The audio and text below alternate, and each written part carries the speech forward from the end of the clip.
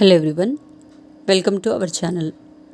ఈ వీడియోలో మనం భౌతిక రసాయన శాస్త్రం 10వ తరగతి పాఠ్యపుస్తకంలోని మూలకాల వర్గీకరణ ఆవర్తన పట్టిక పాఠానికి సంబంధించి మరికొన్ని ముఖ్యమైన అంశాలను చూద్దాం.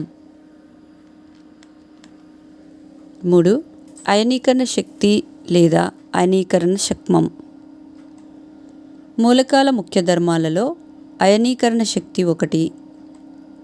ఏదైనా మూలక పరమాణువు వాయుస్థితిలో ఒంటరిగా తటస్థంగా ఉన్నప్పుడు దానికి తగినంత శక్తిని అందజేసి బాహ్య కక్షలో నుండి చివరి ఎలక్ట్రాన్ను పరమాణువు నుండి పూర్తిగా విడదీయవచ్చు. దీనివలన ధనావిషిత అయాన్ ఏర్పడుతుంది. ఇలా ఎలక్ట్రాన్ను తీసివేయడానికి కావలసిన కనీస శక్తిని అయనీకరణ శక్తి అంటాము.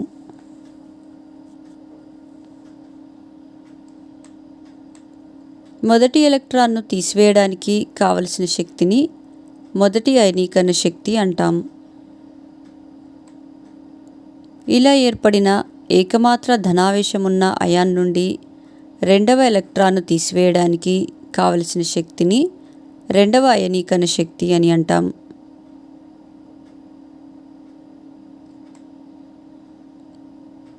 Mg+ IE1 gives rise M+G+E-.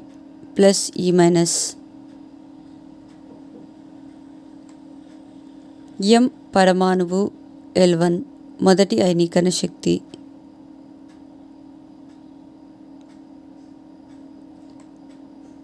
M+G+IE2 gives rise M+2G+E-.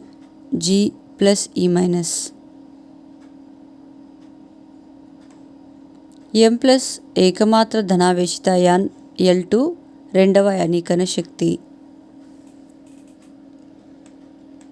అయనీకరణ శక్తి ఆధారపడే అంశాలు. 1. కేంద్రక ఆవేశం. కేంద్రకంలో ఆవేశం ఎక్కువగా ఉన్నప్పుడు అయనీకరణ శక్తి విలువ పెరుగుతుంది. సోడియంతో పోల్చినప్పుడు క్లోరిన్ అయనీకరణ శక్తి ఎక్కువ. 2. స్క్రీనింగ్ లేదా షీల్డింగ్ ఫలితం. కేంద్రకానికి వాలెన్సీ ఎలక్ట్రాన్లకు మధ్య కక్షల సంఖ్య పెరిగితే అవి తెరల మాదిరిగా పనిచేస్తాయి. అందువల్ల వాలెన్సీ ఎలక్ట్రాన్లపై కేంద్రక ఆకర్షణను అడ్డుకుంటాయి. దీనినే స్క్రీనింగ్ ఫలితం లేదా పరివేషక ప్రభావం అంటాము. ఈ ఫలితం విలువ పెరిగితే అయనీకరణ శక్తి విలువలు తగ్గుతాయి. లిథియంతో పోల్చితే సీజియం నందు కక్షల సంఖ్య ఎక్కువ కావున లిథియం కన్నా సీజియం అయనీకరణ శక్తి తక్కువ.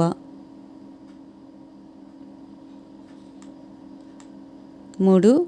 ఆర్బిటాల్లు చొచ్చుకుపోయే స్వభావం.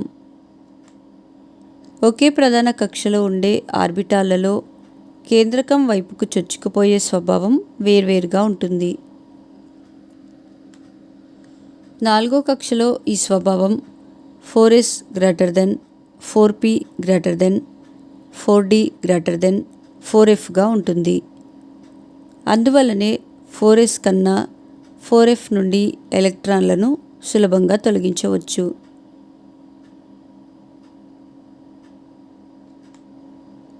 బెరీలియం ఎలక్ట్రాన్ విన్యాసం 1s2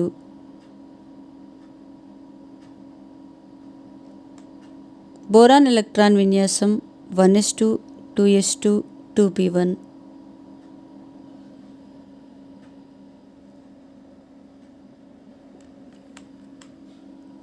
s కన్నా 2p ఆర్బిటాల్కు చొచ్చుకుపోయే స్వభావం తక్కువ కాబట్టి బెరీలియం కన్నా బోరాన్ నుండి చివరి ఎలక్ట్రాన్ను తొలగించడం సులభమవుతుంది. 4. స్థిరమైన ఎలక్ట్రాన్ విన్యాసం. ఏదైనా పరమాణువులో ఆర్బిటాల్లు పూర్తిగా లేదా సగం నిండినట్లయితే వాటి ఎలక్ట్రాన్ విన్యాసాన్ని స్థిరమైన ఎలక్ట్రాన్ విన్యాసం అంటాము. ఇలా పూర్తిగా లేదా సగం నిండిన ఆర్బిటాల్లు గల పరమాణువుల నుండి ఎలక్ట్రాన్లను తొలగించడానికి అధిక శక్తి అవసరమవుతుంది. ఆక్సిజన్ ఎలక్ట్రాన్ విన్యాసం 1s2 2s2 2p4. Nitrogen electron విన్యాసం 1s2 2s2 2p3. ఆక్సిజన్తో పోల్చినప్పుడు నైట్రోజన్లో సగం నిండిన ఆర్బిటాల్లు ఉన్నాయి కాబట్టి నైట్రోజన్ అయనీకరణ శక్తి విలువ ఎక్కువ. 5. పరమాణు వ్యాసార్థం. పరమాణు వ్యాసార్థం పెరిగే కొద్దీ అయనీకరణ శక్తి విలువలు తగ్గుతాయి. ఫ్లోరిన్ అయనీకరణ శక్తి విలువ అయోడిన్ కన్నా ఎక్కువ. సోడియం అయనీకరణ శక్తి విలువ సీసియం కన్నా ఎక్కువ. గ్రూపులలో పైనుండి కిందికి పోయే కొద్దీ మూలకాల అయనీకరణ శక్తి తగ్గుతుంది.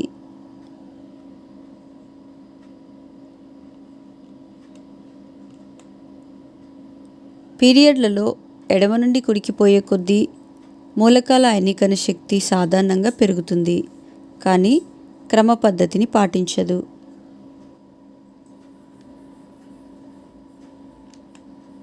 అయనీకరణ శక్తిని కిలోజౌల్ పర్ మోల్ ప్రమాణాలలో తెలియజేస్తాం.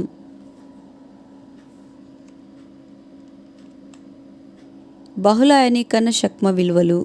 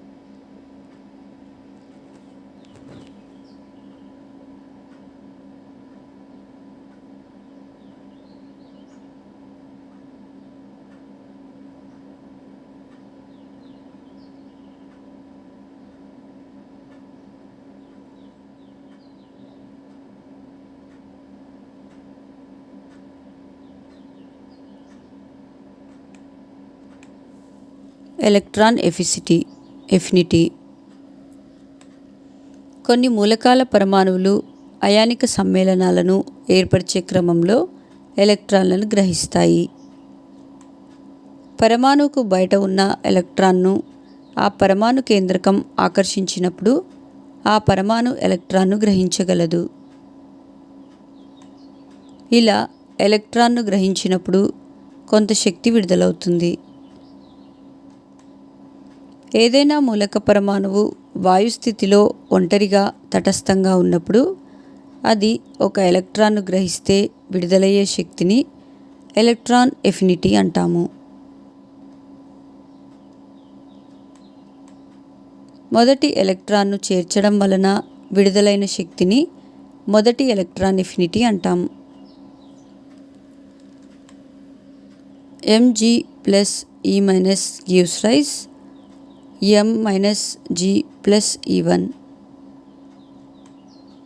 M మూలక పరమాణువు, E1 మొదటి electron affinity. M minus G plus E minus gives rise M minus 2 G+E2. E2 రెండవ ఎలక్ట్రాన్ ఎఫినిటీ.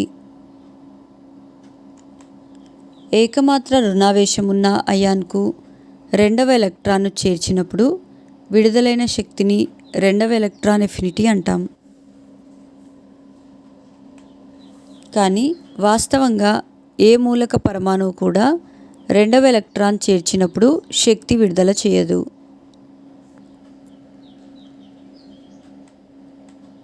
గ్రూపు మూలకాల ఎలక్ట్రాన్ ఎఫినిటీ విలువలు kJ/mol.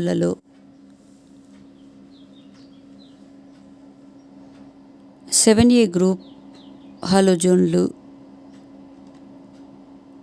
Fluorine -328, chlorine -349, bromine 325, iodine 295,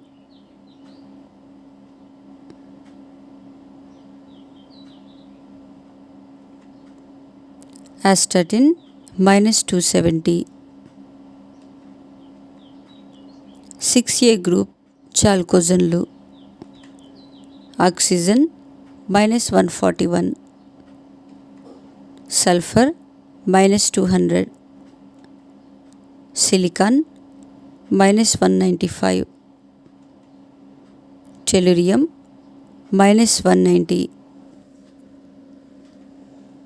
polonium -174.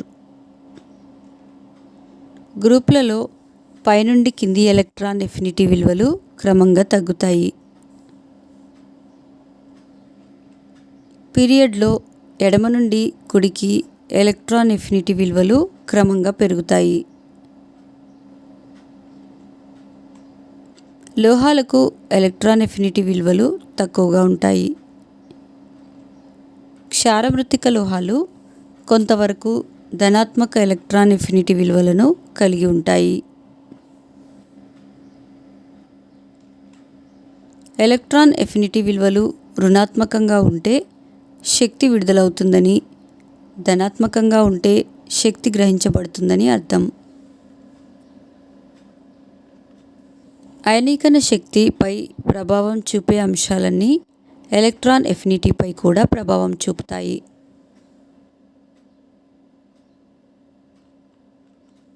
క్షారమృత్తిక లోహాలు జడవాయువుల ఎలక్ట్రాన్ ఎఫినిటీ విలువలు ధనాత్మకంగా ఉంటాయి.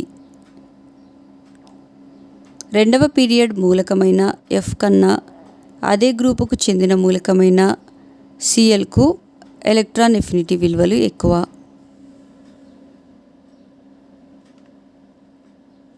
రుణ విద్యుదాత్మకత.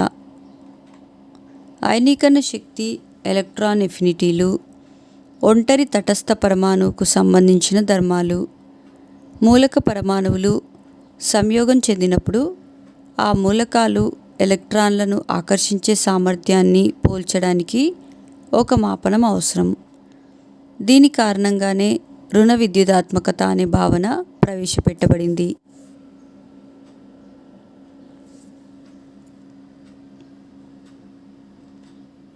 ఒక మూలక పరమాణువు వేరే మూలక పరమాణువుతో బంధంలో ఉన్నప్పుడు ఎలక్ట్రాన్లను తన వైపు ఆకర్షించే ప్రవృత్తిని ఆ మూలక రుణ విద్యుదాత్మకత అంటాము.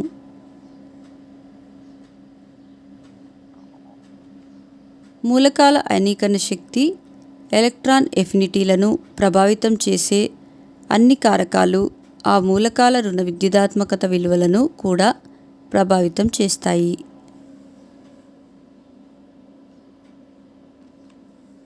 ఈ కారణంగా మిల్లికన్ అనే శాస్త్రవేత్త ఒక మూలకం యొక్క రుణ విద్యుదాత్మకత, దాని అయనీకరణ శక్తి, ఎలక్ట్రాన్ ఎఫినిటీ విలువల సగటుగా ప్రతిపాదించాడు.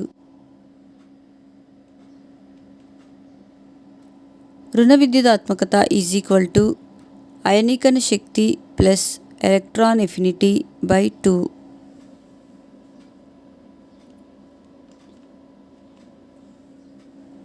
లైనస్ పౌలింగ్ రుణ విద్యుదాత్మకత విలువను బంధశక్తుల ఆధారంగా లెక్కగట్టే కొలమానాన్ని ప్రతిపాదించాడు.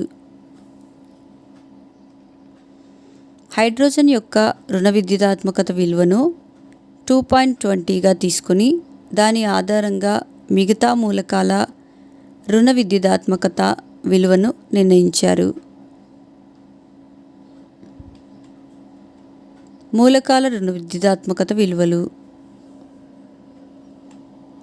7A గ్రూప్ హాలోజన్లు ఫ్లోరిన్ 4.0, క్లోరిన్ 3.0, బ్రోమిన్ 2.8, అయోడిన్ 2.5. రెండవ period lithium 1.0, beryllium 1.47, boron 2.0, carbon 2.5, nitrogen 3.0, oxygen 3.5, fluorine 4.0, neon 0. గ్రూప్లో పైనుండి కిందికి పోయే కొద్దీ మూలకాల రుణ విద్యుదాత్మకత విలువలు క్రమంగా తగ్గుతాయి. పీరియడ్లో ఎడమ నుండి కుడికి పోయే కొలది మూలకాల రుణ విద్యుదాత్మకత విలువలు క్రమంగా పెరుగుతాయి. అత్యధిక రుణ విద్యుదాత్మకత విలువ గల మూలకం ఫ్లోరిన్. అత్యల్ప రుణ విద్యుదాత్మకత విలువ కలిగిన స్థిర మూలకం సీసియం.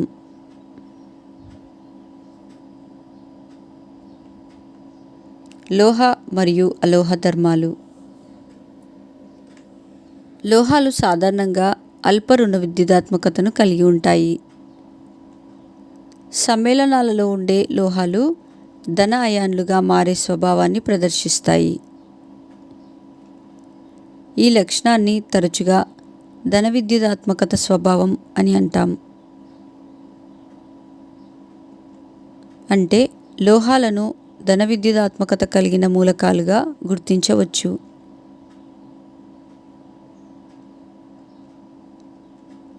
అలోహాల పరమాణు వ్యాసార్థాలు చాలా తక్కువగా ఉంటాయి కాబట్టి సాధారణంగా అధిక రుణ విద్యుదాత్మకత విలువలను కలిగి ఉంటాయి. ఆవర్తన పట్టికలో ఏదైనా పీరియడ్లో లోహాలు ఎడమవైపు, అలోహాలు కుడివైపు ఉంటాయి. పీరియడ్లో ఎడమ నుండి కుడికి పోయే కొద్దీ లోహ స్వభావం తగ్గుతూ అలోహ స్వభావం క్రమంగా పెరుగుతూ ఉంటుంది.